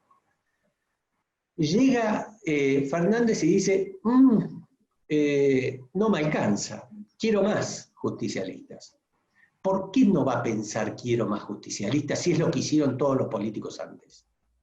Es decir, yo no es que quiera pensar demoníacamente en lo que tiene en la cabeza de Fernández, sino que no me dio ninguna razón por la cual tengo que pensar que él es distinto a todos los políticos que quisieron tocar la Corte en el pasado. Esto incluso le pasó a Alfonsín, creo que fue en el 87, que quiso ampliar la Corte de 5 a 7, cuando la Corte le había producido unos cuantos cimbronazos con el tema drogas, con el tema ley de obediencia debida y punto final. Por supuesto que no pudo porque no manejaba el Senado. Pero él tuvo también su idea de querer aumentar el número de la Corte. ¿Hay algo mágico en el número de la Corte? No hay nada mágico. Santiago Legarre decía que es constitucionalista, que enseña en la UCA, decía hace unas semanas en una nota de opinión en La Nación que no hay un número mágico, lo cual es cierto. Lo cierto es que cuando se aumentó el número, se demoraron las causas. ¿Por qué? Porque lo tiene que ver más gente. Entonces, la idea de aumentar el número es una mala idea. La idea de Manu Militari, querer imponer una ampliación de la Corte aumentando el número, o querer imponer una nueva competencia a la Corte, modificando la competencia actual, es una mala idea. Porque dado nuestro pasado, estas cosas deben manejarse como cuestiones de Estado. Debe existir un acuerdo previo entre las principales fuerzas políticas del país de que es necesario modificar la competencia de la Corte, de que es necesario modificar el número de integrantes de la Corte. Primero habrá que escuchar a la Corte, después habrá que escuchar, por ejemplo, en el caso de la Justicia Penal Federal, habrá que escuchar a los tribunales federales penales, a las cámaras que opinan, habrá que escuchar a la academia, habrá que escuchar a los que se les parezca más capacitados para este tema. En la comisión que formaron no hay gente especializada en competencia de la Corte. ¿Okay? Nadie, menos los penalistas, menos Veraldi, que es el abogado de la expresidenta y actual vicepresidenta, y que actualmente tiene causas en la Corte. Entonces ustedes dicen, está bien que esté Veraldi, y para mí no está bien, es una falta de decoro enorme de Veraldi, también de Arlanian, integrar la Corte, el Consejo, innecesario que lo hagan. Querían poner más peronistas adentro, tienen muchísimos peronistas constitucionalistas que saben de derecho constitucional que podrían estar ahí. Veraldi y Arlanian no son constitucionalistas, no son expertos ni tienen trabajos serios publicados en materia de Corte y de competencia de la Corte. ¿Por qué están ahí? ¿Sí? Obviamente los intereses se confunden. Tienen mañana que redactar la ley de competencia de la Corte. La Corte actualmente no interviene, según la ley 48, en casos que no sean sentencia definitiva. ¿Qué pasa si agregan y en casos de sentencias interlocutorias no definitivas? ¿Qué pasa si dicen, y además en temas penales trascendentes, aunque no sean temas penales federales, pero que sean temas penales trascendentes, también eso sería inconstitucional, pero no importa, lo ponen. Planteado ante un proyecto así o ante un consejo de tal magnitud ante el presidente. Estos dos colegas, si dicen no podemos ampliar la Corte la competencia de la Corte de esa manera porque no hace al interés general. Y estamos beneficiando causas que tenemos nosotros en la Corte. Si dicen esto, traicionan su responsabilidad profesional frente a sus clientes, porque ellos tienen que defender a sus clientes y los intereses de sus clientes. Y si no dicen eso, y lo hacen respondiendo a los intereses de su cliente, están traicionando lo que es la defensa del interés público, lo que es la parte de independencia que deben generar en un órgano como la Corte, que debe ser, yo les diría, el más independiente por definición. Entonces, para concluir, cuando uno ve este tipo de cosas, analiza con hechos lo que ha sido la historia, lo que han sido las cosas que se han hecho, bueno, sin duda, esto para mí, debe ser tratado como una cuestión de Estado. Esta propuesta es una mala propuesta del Poder Ejecutivo. Esta idea de formar ese consejo es una mala idea, y tienen que volver a la noción de este tipo de temas. Si queremos tener un Poder Judicial confiable en el que todos creamos, lo que tiene que hacerse es, de consumo con las demás fuerzas políticas, decir, como dijo en su momento el sabio Barrio Nuevo, dejamos de robar 2 años y se arregla. Bueno, nombremos gente que todos respetamos y se arregla. Muchas gracias. Muchísimas gracias, Alberto. La verdad que excelente tu exposición, como la de los anteriores oradores Claudio y Luis. Bueno, y ahora abrimos un espacio de preguntas. Si tenés alguna pregunta, el que está, me parece que el que primero tenemos que, si hubiera alguna pregunta, es para Claudio, que así lo quiero liberar si tiene que ir al diario, o sea, no, después no quiero ser culpable que mañana Clarín no se vea bien. No. Me quedé porque me interesa y todavía puedo arreglármelas. Y te puedo decir algo, tiraste, porque con el equipo nuestro hicimos un cálculo bastante exhaustivo con la precariedad, los números que uno puede manejar, porque, por ejemplo, en este equipo donde está Luis Sebasco, el cálculo de la reforma, el cálculo de lo que implicaría la implementación de estos juzgados. Y claro, hay cosas que nosotros no podemos cuantificar, como por ejemplo, sí podemos cuantificar cantidad de jueces, cantidad de empleados, pero por ejemplo, dijo Luis una cosa que Comodoro Pino y lugar, o sea que teníamos que o adquirir o alquilar locales, alquilar inmuebles a tal efecto. Y el tema de la conectividad, que es carísimo, pero que es esencial, que Luis eso lo tiene obsesionado, ¿no? Y vos tiraste un número, ¿me lo podés repetir? Porque lo quise anotar. Sí, ahora lo comparto, si querés, por WhatsApp también, porque tengo el proyecto. Accedí a él esta semana, las planillas para la Comisión de Presupuesto del Consejo de la Magistratura, la Comisión de Hacienda, no sé cuál es el nombre que tienen ellos, que es lo que van a discutir para después elevar a la Corte, que es la que formula el pedido al presidente para el presupuesto del año que viene. Y en ese proyecto eran 137 cargos, obviamente que sabemos que ahí no está solo justicia federal, lo que depende del Consejo de la Magistratura, o sea que no es el costo de toda la reforma, Consejo de la Magistratura de la Nación. Yo ahora lo paso, así lo podés ver ahí, ustedes ven toda la planilla del presupuesto para la justicia, pues hay mucho para cortar ahí, Y yo me comprometo que así como hoy te mandé la denuncia penal que le acabamos de hacer en el día de hoy a Canicova por la actuación de prevaricato en el tema de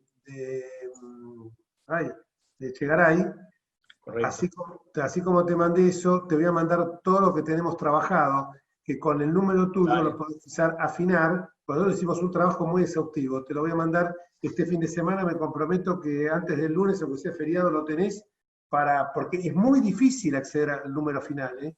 Es muy difícil. Sí, absolutamente. Hay variables que desconocés. Yo, por ejemplo, te digo, ¿cuánto vale el metro cuadrado de alquiler o de compra de un inmueble en Catamarca o en Santa Fe? Los precios varían. Mismo acá, zona tribunales, zona retiro, aquel famoso proyecto que ya quedó archivado en la justicia del FEA judicial, ahí en lo que era el batallón de Arsenales en Parque Patricios. También, son cosas... Bueno, abrimos el espacio de preguntas, disculpame esto, pero es un trabajito. Estoy mandando ya mismo. Listo, yo te mando después lo que tenemos hecho. Gracias, Claudio. Bárbaro, Jorge. Bueno, Empezamos con la primera pregunta para Claudio, ¿sí? Bueno, las preguntas las recibimos tanto por mail como a través, ¿viste, del chat. Hacemos una selección de las recibidas y te acercamos la primera. Esta pregunta es de Delfina Fernández Rogé, y Delfina te pregunta, haciendo un análisis político, ¿qué inspira esta reforma para usted? ¿Cree que contempla los cambios que espera la sociedad del servicio de justicia? No, bueno, un poco lo estuvimos conversando, claramente no. La sociedad espera cambios, el reclamo digamos, la consideración social de la justicia está entre las 3 peores de todas las instituciones formales e informales del país. Solamente hay una pelea en el fondo de la tabla con los sindicatos, y esto se mantiene igual hace más de una década.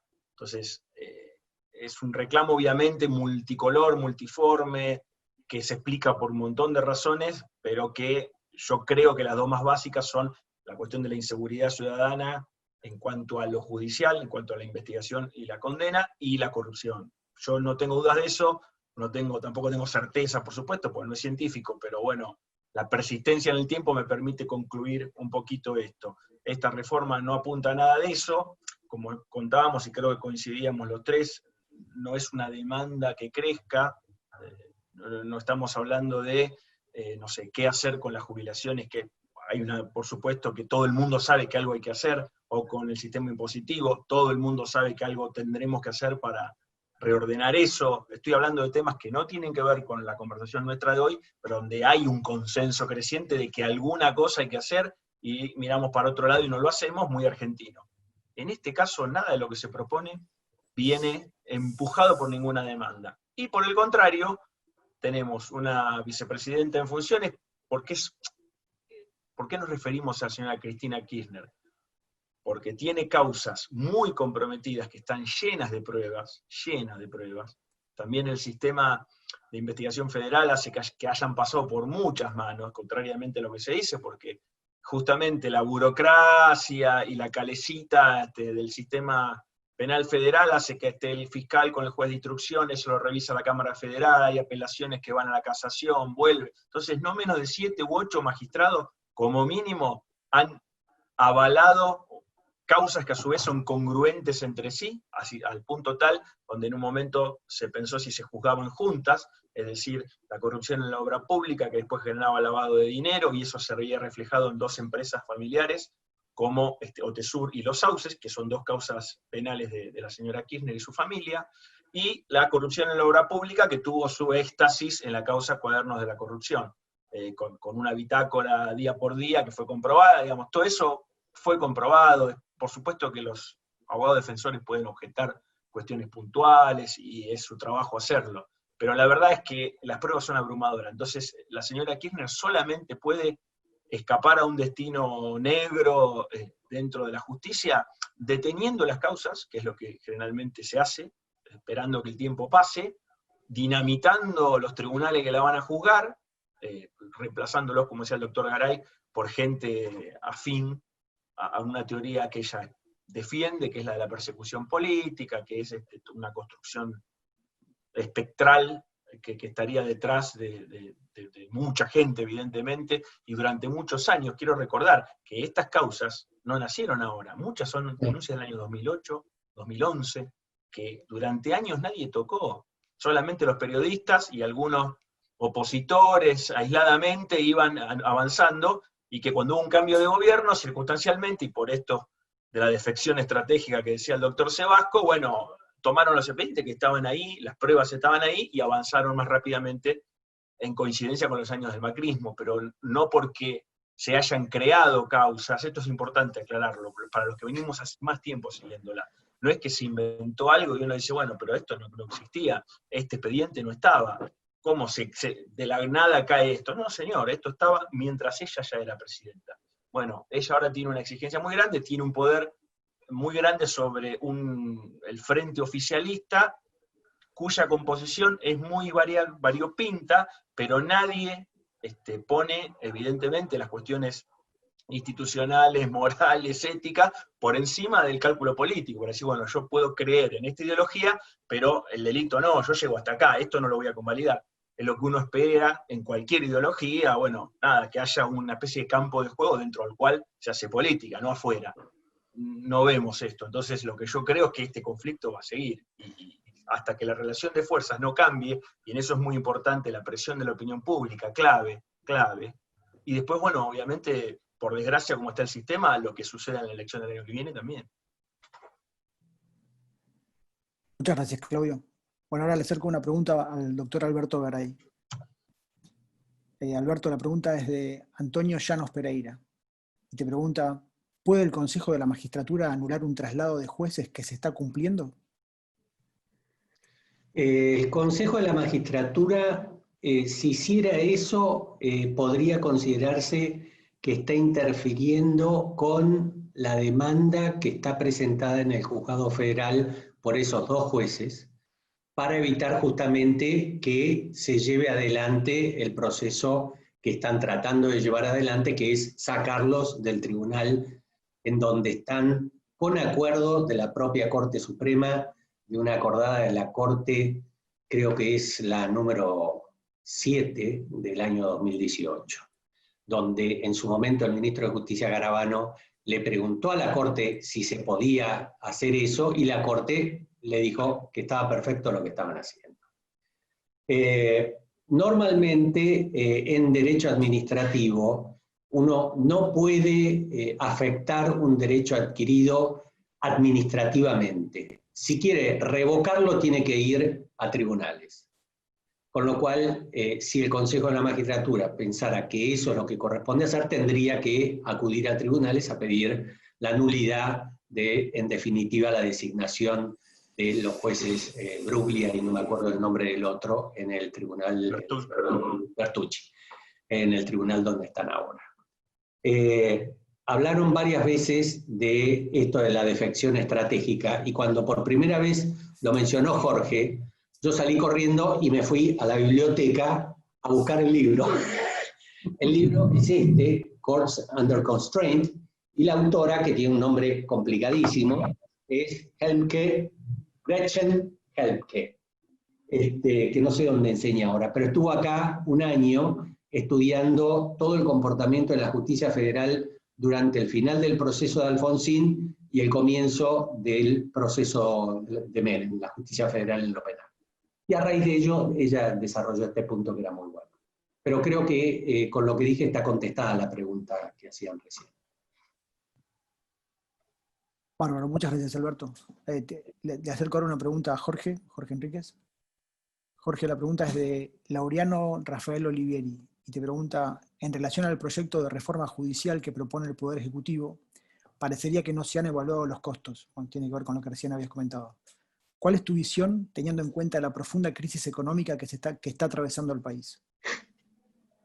Bueno, ya lo dije, yo me parece un debate en una situación con la que estamos, que no sabemos el futuro, que nosotros estamos ocupados en generar para la pospandemia algunos proyectos, como un proyecto que se refiere a toda la ley de incentivar a todo el emprendedurismo, los emprendedores, que son en definitiva las pymes y mipymes, con beneficios impositivos, incentivando lo que entender hay que hacer, que es incentivar las inversiones, crear un clima amigable para tal fin. Hemos propuesto la eliminación de algunos impuestos, como el impuesto al cheque. Sabemos que el impuesto, lamentablemente, los impuestos que son realmente distorsivos, como el impuesto de los frutos, es prácticamente imposible desterrarlo, es un impuesto que perciben los municipios y las provincias, así que eso lo intentamos hacer en nuestro gobierno. Bueno, la situación económica actual indica que esto no va a poder ocurrir,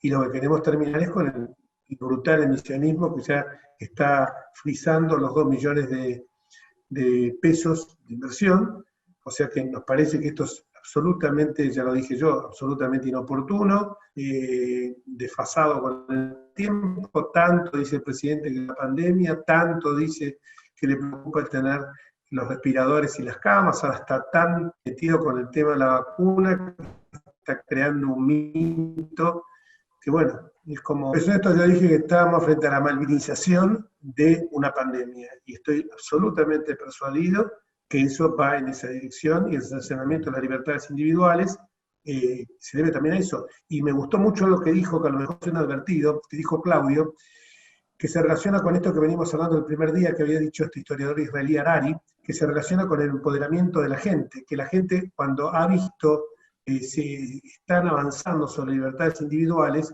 como pasó con el tema de las liberaciones masivas, que evidentemente estaban generando eso, si bien afectaba a la libertad individual, era una enorme y situaciones que la verdad que la gente salió a la calle a través del cacerolazo, a través de lo que yo entiendo que es el empoderamiento que tiene que estar a la gente, porque ya está claro, lo dijo también Claudio, no se lo dijeron todos esto, de que desde el 83 hasta la fecha controlan el Senado, o sea que bloquean todo lo que podamos hacer nosotros, es muy difícil, lo vimos, acá hay algunos funcionarios del anterior gobierno, estoy viendo que está Rodolfo Pousá, por ejemplo, Eugenio Cosi, es muy difícil cuando estás jugando, sos oficialismo y tenés, como nos pasó a nosotros, minoría en ambas cámaras, y yo veo que ellos tienen una minoría, una mayoría, si bien ajustada en diputados, han sabido cooptar a esta suerte de oposición light que encabeza Labaña, Camaño, etcétera, que ya vemos que no es tan light, sino bastante interesada. Entonces por eso creo que las elecciones del año que viene van a ser realmente cruciales, porque para mí son de carácter apocalíptico. Vamos a enfrentar a una propuesta populista no republicana y puede haber una diáspora con esto de que aparecen como hongos después de la tormenta, candidatos que se aferran yo creo que tiene que haber un frente muy unido por el cambio. Nosotros, la verdad que tenemos una unidad que ni nosotros lo esperábamos. ¿Podemos tener diferencias? Sí, podemos tener otros temas, pero lo importante es que mantenemos la unidad en la diversidad. Funcionamos como coalición electoral muy bien, como coalición parlamentaria también, quizás no fue bueno como funcionamos como coalición gubernamental. Pero bueno, volviendo al tema, esto me parece una locura. Te quiero aclarar, Alberto, que la primera vez que yo escuché lo de la defección estratégica, se lo escuché decir a una periodista del Diario de la Nación, Paz Rodríguez Nil, y también es más, mejor dicho, no fui corriendo, la llamé por teléfono y le dije, Paz, y esto se refiere, traducido el idioma, porque aparte esta mujer que se llama Gretchen Helken, es traducido a esto, para hacerlo sencillo, para el común de la gente, esto viene a ser la justicia oportunista. Esa es la traducción. Bueno, disculpen la extensión de la respuesta. Gracias, Jorge. Ahora le acerco esta pregunta a Luis Vasco. Luis, ¿podés escucharnos? Sí, escucho perfectamente. Gracias, Luis. Bueno, mira, la pregunta es de Viviana Reinieri, y Viviana te pregunta, ¿es posible habilitar rápidamente el sistema acusatorio? No es posible. No es posible porque necesita muchos cambios de estructuras y necesita muchos estudios de situación y mucho convencimiento de la gente. En realidad es básicamente un cambio cultural. Por eso lo raro, lo insólito, es que se haya hecho este proyecto cuando estaba el otro encaminado. Hay una comisión bicameral que está encargada de la implementación del Código Procesal. Se está comenzando a implementar por Salta y Jujuy.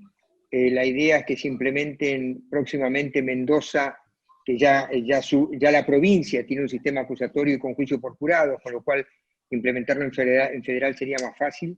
Mendoza y Santa Fe, donde también tiene un sistema acusatorio, digamos que en la cultura local está más arraigada la cuestión, y implementarlo rápidamente no es fácil. Es un esfuerzo importante y es una lástima que se hayan dejado de lado todos los estudios que se habían hecho durante el gobierno anterior, porque en eso el Ministerio de Justicia había trabajado muy seriamente. Sí, pero eso realmente es bastante complejo. Se acerca una pregunta más a Claudio y Alberto, como para manejar sus tiempos, ¿sí? Dale. Para Claudio, ¿sí? De Mariano Pérez Esteban. ¿No crees que al Poder Ejecutivo le está faltando empatía con las necesidades de la gente en medio de la pandemia? Y en relación a la pandemia, aprovecho también para consultarte si pueden considerarse veraces los datos oficiales que se informan en relación a contagios, recuperados, fallecidos, etc.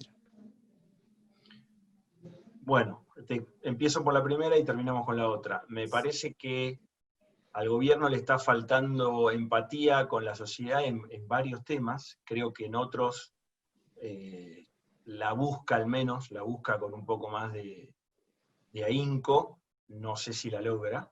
Evidentemente alguna corrección hay. Le tocó una coyuntura muy difícil, es muy difícil para cualquiera, y es muy difícil para cualquiera que esté gobernando esta coyuntura. Me parece que también las dificultades le ponen una medida al traje que cada cual puede ponerse o no, y de ahí salieron los Konrad Adenauer. No creo que sea el caso argentino, honestamente, porque también es donde uno ve la grandeza para convocar al opositor, para escuchar ideas diversas, y no una, ¿no? Hablábamos que nos convoca hoy, todos amigos, como decía el doctor Garay, y hablamos de la pandemia y todos infectólogos. Dice, pero y los economistas y los psicólogos, y montones, pero muchas. Me quedaría una tarde hablando acá, pues es apasionante, pero muy oscuro ver la cantidad de temas que quedan desatendidos durante mucho tiempo. Bueno, no. Entonces, empatía uno no ve, y en el caso concreto del proyecto de reforma judicial, por supuesto que es un plato volador que aterriza en la cancha de River, no tiene ningún tipo de vinculación con la agenda, insisto, electoral, por el caso de que votamos hace tan poco. Me remito a eso porque una democracia uno juzga propuestas y prioridades, y después, por supuesto, quiénes van a ser los intérpretes de esa partitura. La verdad que no estaba escrito esto, no hay ningún motivo que solamente, bueno, que exceda a la persona de Cristina Kirchner, que tenga un interés a su vez personal, no es una visión de la señora Kirchner, una visión de país, Sarmiento, decíamos, yo creo que hay que hacer esto, y una visión de él, pero que trascendía su persona y hasta su vida, y si hay que buscar maestras en Estados Unidos, y hay que entrar en mimbre, pongo ejemplos estúpidos, pero digamos, era una visión personal. Acá hablamos de una visión personal de una persona con poder referida a sus problemas, y a sus desafíos, y a sus problemas judiciales, con delitos graves.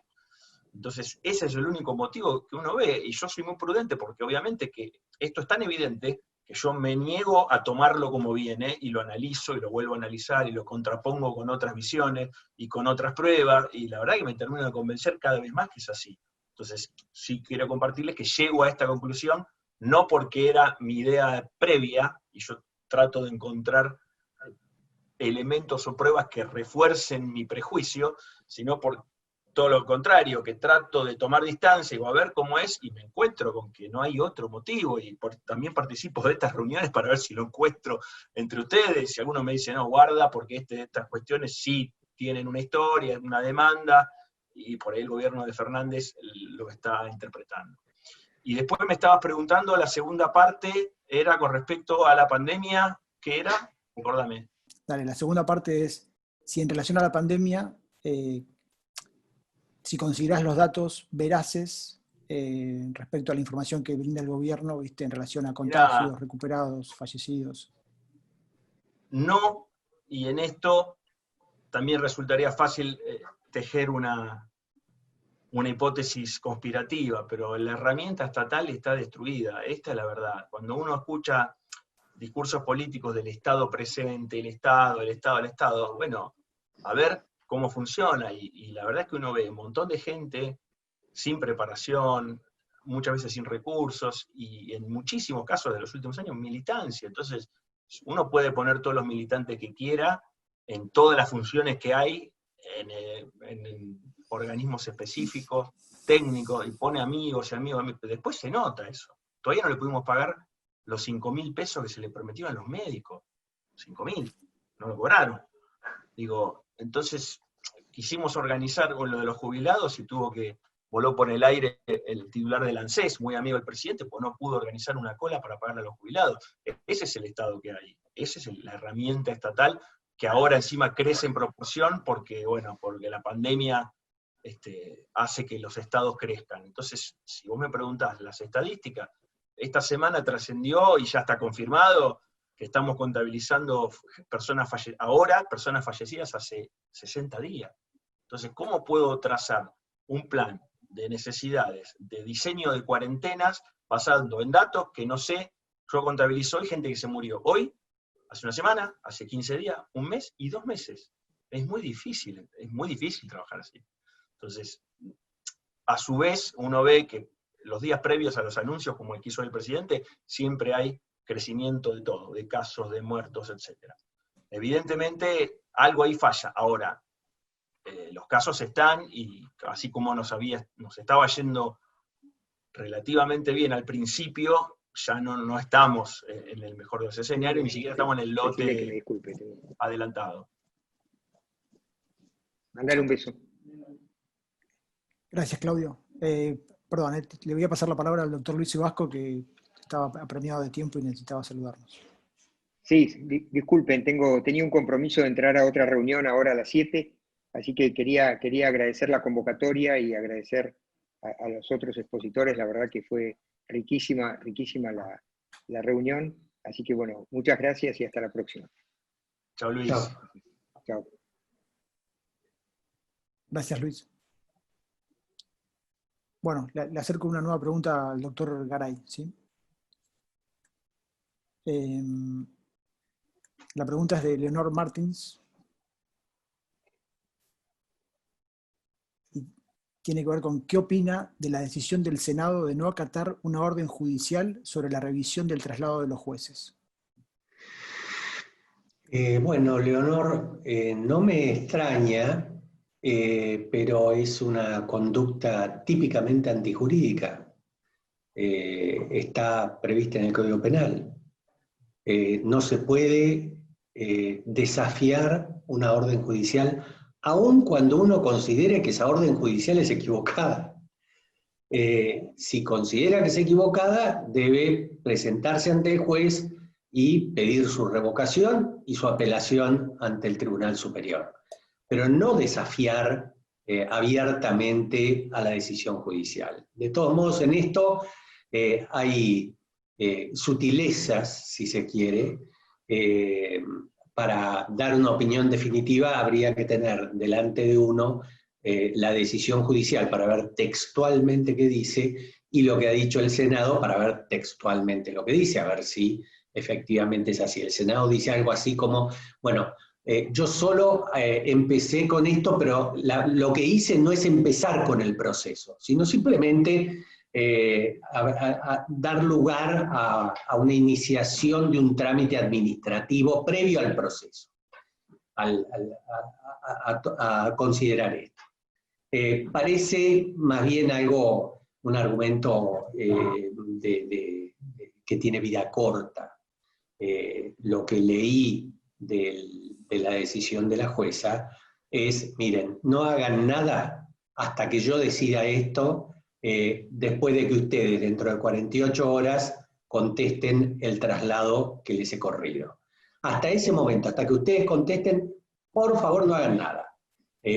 Parece clarísimo, ¿no? Sí, muchas gracias, Alberto. Le paso ahora la palabra a Jorge.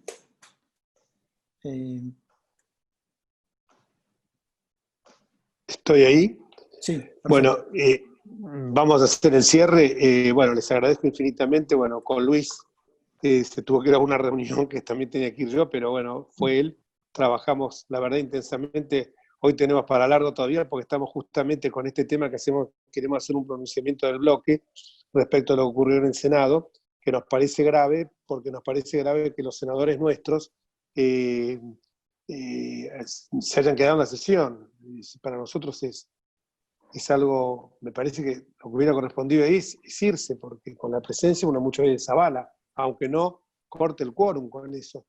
Bueno, pero lo que pasa es que estamos viviendo momentos bastante difíciles y creo yo que más allá que no hemos adoptado una decisión nosotros como fuerza política, muchos de nosotros vamos a ir a la marcha del día 17 de agosto, que creo que es una buena manera de rendirle un homenaje al padre de la patria, ¿no? Que se fue al exilio porque no consiguió la unidad de los argentinos. Me parece que es para honrar su memoria, es lo que tendríamos que buscar todos nosotros. Pero claro, siempre como yo digo, el preámbulo de lo venidero está siempre en los actos del presente del kirchnerismo, ¿no? Entonces a veces esto no es muy alentador. Bueno, les agradezco muchísimo, disculpen que a veces uno tiene estos pensamientos tan pesimistas, pero bueno, les agradezco muchísimo, tanto a Luis, trabajamos juntos permanentemente, como a Claudio, que la verdad que es un lujo tenerlos a los dos, no frase hecha, pues siempre es invitado de lujo, pero en este caso son un lujo habernos tenido, y a Alberto, que la otra noche por televisión había estado espectacular con el tema de la corte, y bueno, como ven, por más que sea un jurista de peso, cuando escucha una cosa, el espíritu inquieto lo tiene, porque cuando escuchó la defección estratégica fue a buscar la fuente. Te agradezco muchísimo, Alberto, eso habla muy bien de vos también, ¿no? Gracias Siempre por la invitación. uno tiene que aprender. Gracias a ustedes y un aplauso grande para ustedes. Gracias. Gracias a todos por su tiempo. No, por favor, a ustedes.